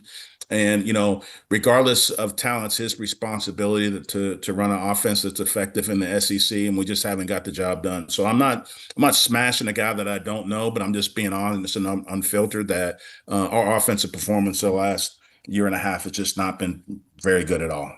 All right, let me throw a couple things your way. I'm sorry for stepping out. I thought when you paused. No, you're good. Would you do what Chip is suggesting if they get blown out against Georgia? Would you say it's time? Give me a short answer, yes or no, because I have a quick follow-up. Yes, but I would have done it earlier on. I think there's been time for some change even before that, but the answer is yes. Wow. You're stronger than Chip. Okay. I'm just being unfiltered. No. I Deuce, you know how much I respect you. Yeah. And we're friends. We're friends. And you love Kentucky too. So I don't want anybody out there saying Deuce is just ripped. No. This man bled for the program, like literally bled. Please, was an undersized linebacker. Should have been a strong safety. I've told you this. If you were a strong safety, you'd have made money in the league. But you know what? You've been very successful without football. So not that you needed football. A lot of guys don't need football, but love football. I don't need to go down that rabbit hole. Let me say this though too. Yeah, and, you know, please. and I have a lot of respect for Coach Stoops. He's done a lot for this program, and I've done enough to support us. But I'm always one that will be honest and tell it like it is. And look, like if you can't get it done, going back and for having us do the same thing over and over again aren't going to get us the results that we need. It's time for change. You got to move on. It's just it's a performance based business, and he gets paid $9 million to do it. So I'll be very honest, regardless if it takes replacement of coaches or his departure, one way or another, we have to change the dynamics of the program. I feel strongly about that. Okay. Look, things have a shelf life, and the man has done a lot of positive good for UK football, and so I respect that. You know, all the bowl games he went to, and he elevated and it slipped. I mean, it slipped. It slipped big, and it's tough to get back when you slip. I agree. I don't see, before I say 100-1 that he's back next year, before I say that, I'm not saying I like what's going on, but I've talked about this trend now for years. UCLA fired their coach. Virginia Tech fired their coach. I'm going blank. Jimmy, is there anybody else you can think of that's already fired their coach? How many is it? 3, 4, whatever it is? Oklahoma State. Oh, excuse me. Right. Oklahoma State, Arkansas. Yep. Is there anybody else? Virginia Tech. Yeah, I mentioned Virginia. Yeah, those are So right I think now, those are the big ones. So right now we've got 4. Okay. I guarantee you, 15 years ago, at this point in time in the season, 4 coaches weren't let go. Guarantee you, unless I've totally lost my mind. And if I did, I'll say I lost my mind.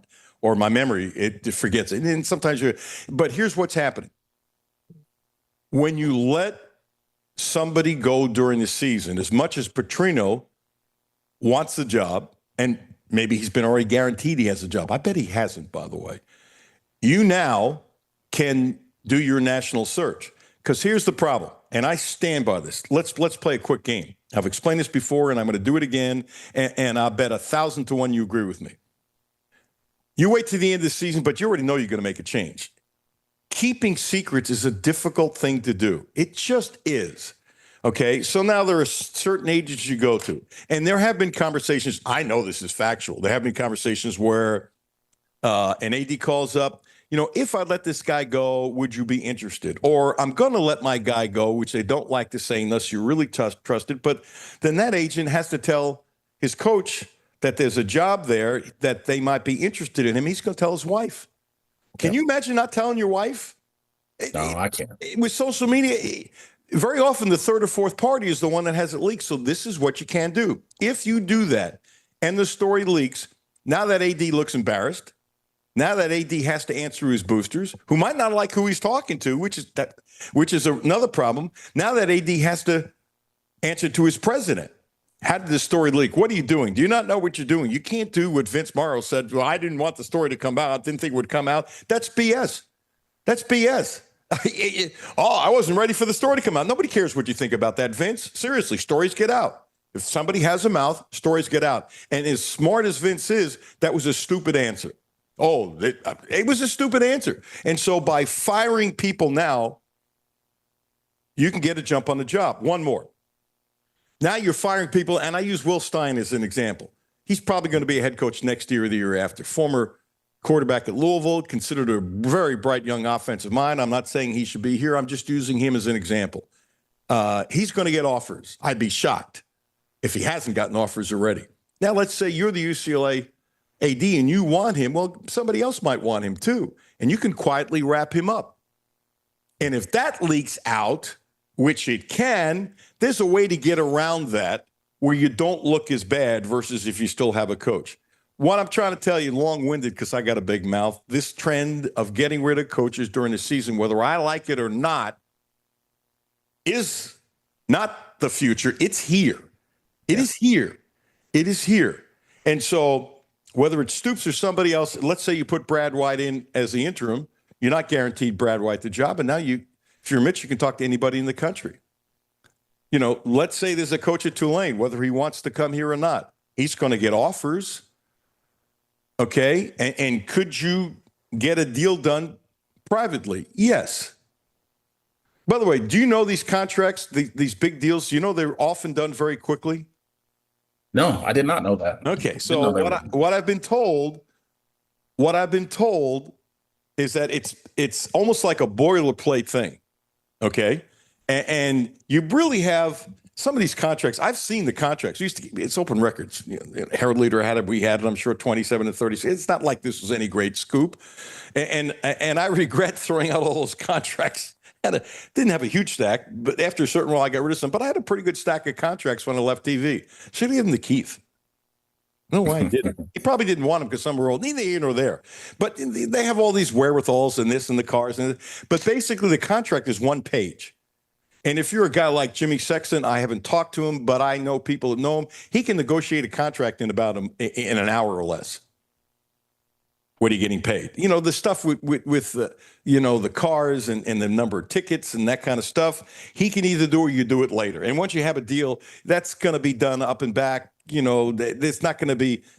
I can't imagine somebody's not going to is going to renege on a job because the amount of tickets you get and those kinds of things. It's really, you know, how much money you have, and you can do it in a short. I'm telling you, do it in a short time period if you have experience of that. That's all I'm saying. And so, I'm going to say it's 100-1 that he's not back next year. Wow, come on, man, 100-1. I think this story will amplify that. Wow, that's huge. Well, let's put it this way. But now there's only one way he could come back. They win a bunch of games that nobody expects they're going to win. Who's that, though? Kentucky. Between us. Yeah, I know. Oh, who's going to win? I have no idea. We're not. No. I should have couched the 100 by saying if they would win a bunch of games that nobody expects. Look, they're only going to be favored against Tennessee Tech, right? That's right. It. Okay. So let's say they beat Tennessee Tech and 3 other teams. Do I think he could be back? I do, by the way. I do. I really do. But I'm saying 100-1 because I don't think that's going to happen. If they go to a bowl game and he wants to come back, Mitch fires him for no cause. He's got to pay him off. Yeah. That's a big buyout. Right. And, you know, sometimes people get rejuvenated again. Alex Cora last night, Boston skipper, who I love, by the way. I don't care if it's Boston. If I like people, I like people. I don't care that it's Boston. I think it's one of the best managers in the last 20 years. First of all, when it comes to baseball, he and his brother are as smart as you know what. But he's a great people person. And his soundbite yesterday, I loved it. I didn't like it. I love it. He said something at the beginning of the year that he didn't know how much longer he was going to do it. He was still, pleased and grateful that he was the Boston Red Sox manager. And then he says something today. Maybe he said it before. I don't follow everything in Boston, but I follow them. But it's not like I follow them like I'm a sports talk show host in Boston. You're with me, right? Yep. The last 3 years have been tough on my family. I was a little surprised he brought his family in it. And he said, this year was a lot of fun. I got a really good group of guys. And he talked about how, the clubhouse and the guys, and he had a smile that, putting in a perspective, yeah, he wanted to beat the Yankees to go on and stuff like that. Let's not get silly. But how much fun he had.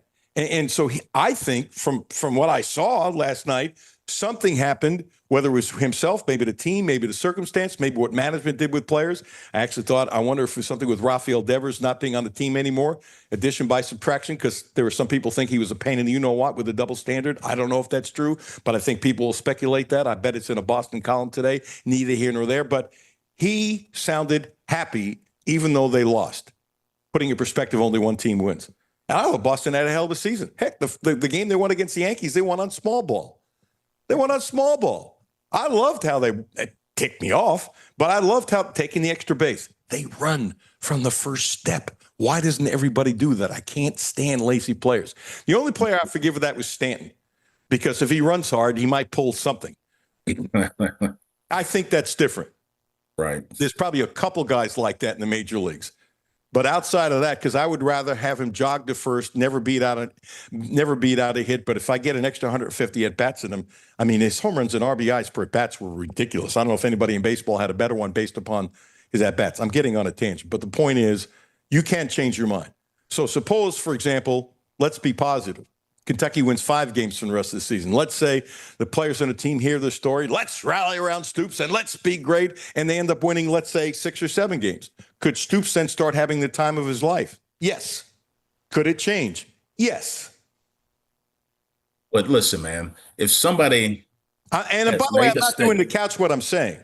I'm using Cora as an example that you can get rejuvenated again. You can say it's changed and I want to be here and those kinds of things. Lots of people in life get sick of their job, forced feet to finish doing it. Lots of people get sick of the job and maybe something else happens. They start enjoying more. That's life, no? Doesn't happen much. When somebody makes a commitment that they're not happy doing what they're doing and they want to change, it's very, very few people will get rejuvenated to come back and look. You and I are very pro Kentucky. We want to see Kentucky be successful. I do more than anybody else. Yeah, I want to, but the chances of him coming back and being rejuvenated after he said that he wanted out of here just doesn't seem very. I'm not optimistic on that. You can't sell me that one. Oh no. I'm not trying to sell it, and I'm not trying to couch. I promise you, Deuce. This is you and I having a private conversation that's going on my radio show. I'm just saying I'm not doing it for an out.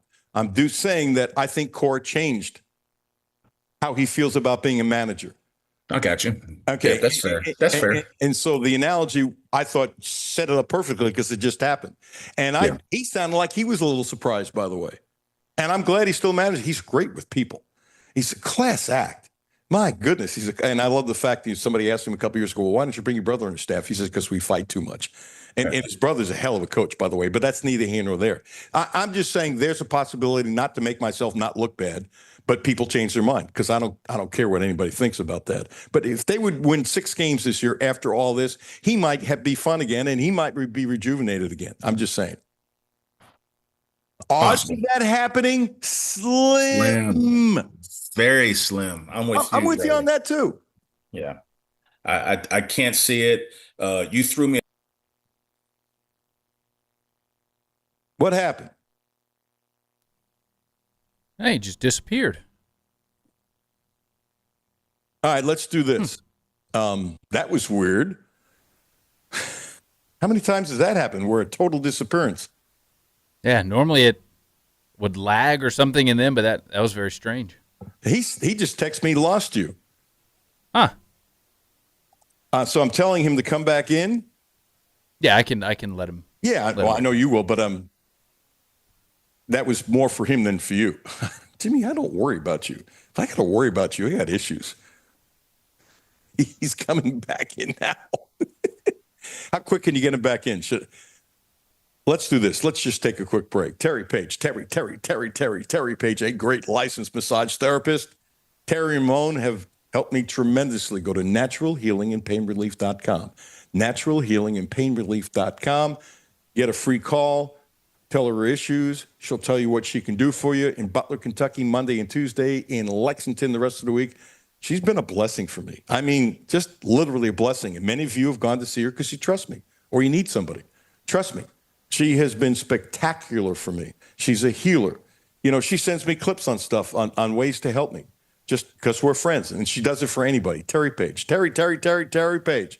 A great licensed massage therapist, 859-373-0578. 859-373-0578. Deuce Williams, we believe, coming back right after this. Alan Cutler, 1300 AM, 92.5 FM. No Filter Radio with Alan Cutler, brought to you by Quantrell Auto Group. QuantrellForLife.com. Hi, this is Alan Cutler. Have a no filter comment? Hit the text line, 859-381-1313. 859-381-1313. Hi, this is Alan Cutler. The Quantrell Auto Group has a great deal for this month. Subaru. The Outback is special, so check this out. 0%. That's right, 0% interest for 36 months. And if you want to spread it out to 72 months, 1.9%. What a deal! 0% interest for 36 months. Don't forget, the Quattro family of dealerships is the right place to get your next Subaru, and they promise you the best in sales, service, and no gimmicks. Houchins Insurance Group is proud to partner with Auto Owners Insurance, a company that provides opportunity for independent agents to make insurance simple for their clients, offering risk management services that range from a renter's policy for your college student to home and auto coverage for your entire family. Houchins Insurance Group assures you that nobody works harder to keep you protected from life's uncertainties. Reach out to AJ Boss or Zach Bennett at 859-263-2771 to see if Auto Owners Insurance makes sense for you. I'm Kathy Binkaman. Over the holiday, there was an attempted fraud attack. My personal banker, Mary Rose, and I networked together, and the first thing that I thought of was I have to text her. And it was just within the next few minutes, there was an entire team that came together collectively. And that's just not the type of service that you typically get from your bank. That's Kathy's story. Now let's get to work on yours. Republic Bank. Time to thrive. Member FDIC. Boo! Brett, what are you doing? I'm getting ready for Halloween. Well, it looks like your costume's ready, but what about your candy? Well, you know Dad and Uncle Rick, at Clark's Pep and Shop, we have some spooky deals. All month long, you can pick up 5-hour energy shots, 2 for $4.99, or Rolade sticks, buy one, get one free. No tricks, all treats this October. Clark's Pump and Shop. Return, refresh, refuel. Back to No Filter Radio with Alan Cutler. Podcasts on Apple, Spotify, and Google, Monday through Friday. Going back to the 1990s when face masks were still popular. Man, get out of here. Get out of here. Williams, Studley, linebacker for Kentucky, kind enough to join us. Okay, I'm going to ask you something. I've been sitting on this all week. Was going to use it all week. Then I said I'm going to use it next week. And I'm going to ask this question a lot. You're the first. You are the first. The chip sound, I played that for a whole bunch of people this week. You ready? I'm ready for it. Put it on. I'm the athletics director. Can I set you up? You always do. So okay. Come on. Let's get it. Okay. You are now the athletics director. Let's say you've got 5 coaches. You've done your research, 5 coaches. You're going to sit down and have a face-to-face conversation that it's deep enough to have a face-to-face conversation. What would be the first question you would ask? Because I know the first question I'm going to ask, and you're going to agree with me, whether you like it or not. No, I'm just kidding. My first question is, why do you want this football job? Why do you want the job would be my question. And the reason why, man, it's like I like people that are passionate about it, that have good strategy around what they're going to do. And I think by asking that question up front, you're going to get a lot of answers, and you're going to eliminate some people. It's nobody's passionate about it, and they don't have a strategy about it, and they're not prepared. You're going to get a lot of good answers and eliminate some people up front. Okay, I agree with you, but that's not my first question. That would come up in the conversation, even though you'd probably know ahead of time, but you want to eyeball the person with what you're saying, and I agree with you. Yeah. You know what my first question is? Yeah, I'm ready. You ready for this? Yes. Now, you're going to be honest and say that my question is better than your question. If you believe it, if you think I'm wrong, tell me I'm wrong. Fair? I will. I will. Done deal. Deuce, you now want to be the head coach of Kentucky. We've gone through the agents and this and that and all that kind of stuff. And you're sitting in my office and we're having a cup of coffee or a tea. And I'm looking in the eye. The first thing I'm going to say to you, can you recruit talent equal of Georgia? Hold on. Wow. That's the second wow you've got me to say today, Cutler. That's the second one. That's a good one. And I got to tell you, if the person doesn't give me the answer that I like, you're out. You're out. You're out because what's the problem? Look, you got a lot of great kids on this team, and some of them are really good football players, but they don't have enough talent. Let's cut the crap. They don't have enough talent. Stoops didn't bring in enough talent, whether he didn't have enough NIL money, whether he didn't make good judgments, where he didn't use his money properly, doesn't make a difference. Maybe it's the reputation Kentucky doesn't have versus Georgia. Doesn't make a difference. Cut through all that crap. The truth is they don't have enough good football players. And, for example, Drew Phillips, we were going to play that clip. He had a big interception for the Giants. He's been a hell of an NFL player. Yeah, so they have taken a lot of guys that Georgia wouldn't want and turned them into NFL players. It's a credit to those kids. It's a credit to the coaches. It's a credit to the atmosphere of Kentucky. I applaud them of that. They don't have enough of them. They don't. When they recruited Drew Phillips, there's no way in hell that they thought he'd be an NFL player. And by the way, that's a compliment to the staff and Phillips. You see what I'm saying? Yeah. But you can't win with the talent of 85 Drew Phillips. You just can't. Some of them bounce up to be special. They just do. So if you bring in a coach, let's say he's better than coaching than Stoops. I'm not saying Stoops is a bad coach when it comes to knowing football. I'm not saying that. If you can't recruit talent equal of Georgia, I don't want you. I don't want you. And if I can't find as an athletic director somebody who can recruit Georgia talent, and that might mean Kentucky has to pony up more money. And I use the word pony up on purpose. And there's no question there's been a long time where Stoops was not happy with the money he had here and then thought he said it too much and said it after a loss, and people got mad at him, and I defended him because he's right. If you don't have to pony up. You don't have to give anything.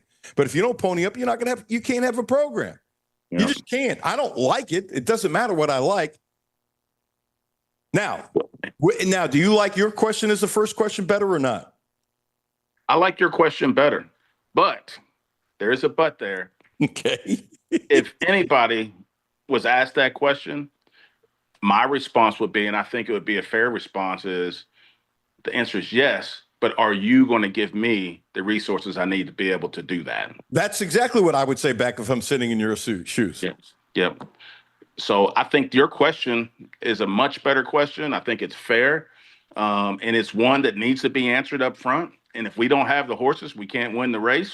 But we're going to have to give those coaches the resources to be able to get it done. Which, by the way, I think we did get early on before NIL. We gave Stoops plenty of resources to be able to get the job done. Same resources at Alabama? Same resources at Tennessee?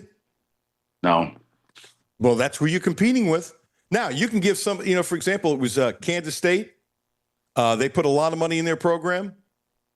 And this has happened in basketball. Sometimes you put a lot of money into your basketball program. You recruit either bring in the wrong kids or they don't mesh together. So it's not just because you have money, as you know, it doesn't mean you're going to succeed. There are programs that have a lot of money that don't. But I look at Mississippi State, as I said the other day, and I saw what their record was going into Tennessee, but I hadn't watched them. I watch them. I was fascinated watching the Mississippi State game. I'm going, they don't have any money in Mississippi. They don't. It's a poor state. And I'm thinking, how the hell did they do this? They should have beaten Tennessee. They probably don't have the confidence because they've been an afterthought for all those. They should have beaten Tennessee, even though they slugged with them. They were undefeated and they slugged with them. And I'm going, look what Vandy's done. Look what Mississippi State short term has done. Look at what Missouri's done. So it can be done. And I guarantee Mississippi State ain't have the dollars that Georgia has, so it can be done. Now, I don't know if they're going to do it on that level, and they might fall apart from now and all that kind of stuff. But Mississippi State doesn't have money. What does Mississippi State have money for? Oh, I agree with that. Same thing with Ole Miss. Ole Miss has done it with not a lot of money. Oh, I think Kiffin has hustled some money. There are richer, so I'm told, graduates at Ole Miss and Mississippi State, and I really believe that. Okay. And he's an attractive salesperson. He's done a hell of a job. Well, Yes, we got he to agree has. on that. We got to agree on that. I think he spent some money. I also think he's really good at analyzing players. Okay, so we're about to end. Yep. And the show's about over. So one, you've now thought about this for about 40 minutes. Stoops goes to Mitch Barnhart, says he's done, wants out, wants to negotiate his buyout. Doesn't happen. Give me in 2 sentences each one because we're basically done. But I want your thought now to think about it. What do you think about that? I think we've got to find a place for Stoops, right? If he wants to go someplace else, and I'm Mitch, I'm finding a way, and I'm sitting down negotiating something with Coach Stoops to get him out of here. Let him go do what he wants to do. It's going to make him happy, because if he's not going to be happy here, it's going to be tough for him to win. It's going to be tough for him to rally the players, his coaches. That's just not a very good thing for anybody at the University of Kentucky. And you already said early in the show that you would have made the change from Stoops. I would have made it early on. I would have already made the change just based on things that have happened, right? And again, I'm one that's strong on Stoops. I believe that he's a good football coach. I just think that when performance change, it's time for us to do something different. And the trend had been trending down. It's been inconsistent. It's been revolving door for coaches. There have been things that we have seen, just that just hasn't been very good on and off the field. Just to be very upfront, we've seen some of that here over the last couple of weeks. Undisciplined, this stuff like that. I think that those would have been why I would have made the change before now. Even if there's a change that's going to be made next week or through the end of the season, I would have already made that change if I was in Mitch Barnhart's seat. Odds, last one, that Mark Stoops is a coach next year. I'd say 10% that he's the coach next year. And then 10% only has to do with financial means that we have to figure out a way to pay him. If it wasn't for that, I would be 99% that he's not here coaching next year. I think the story will put some pressure on Mitch to do something. And by the way, that's not why I'm doing the story. I'm doing the story because I got the story. Yeah. Yeah, I know why. I mean, if you got the story, you're going to put it out there, and it's one that should be put out there. And I think it's going to put some pressure on Mitch to make a change, and faster than maybe he wants to do so. Have a great weekend, brother. Hopefully you'll find some time next week for me. I would love to do it. Thanks for having me on, like always. Say hi to your dad. I'll do it, brother. See you. Okay, man. Thanks. Deuce Williams, Mike DeCourcy. Whew. You got a comment about today? Wild. Unexpected. When you woke up this morning, you didn't think this was going to happen, did you? No, I didn't. Be interested for tomorrow afternoon post-game press conference time. You think some players will be asked? They might, and they'll. I don't know if that would be what that would do to ask a player because they can't react to it in any way. Yeah. But and maybe. I wonder if UK will ask reporters not to ask players. Wouldn't surprise me. Matthew and Jimmy, Monday at 10.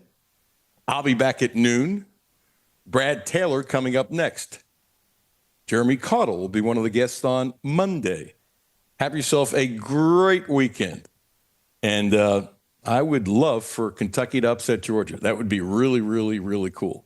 And there'll be some people, don't you think, Cutler's just trying to start stuff. You're wrong. A story is a story is a story is a story. As somebody once said. Have a great day. Thanks for tuning in. If you missed the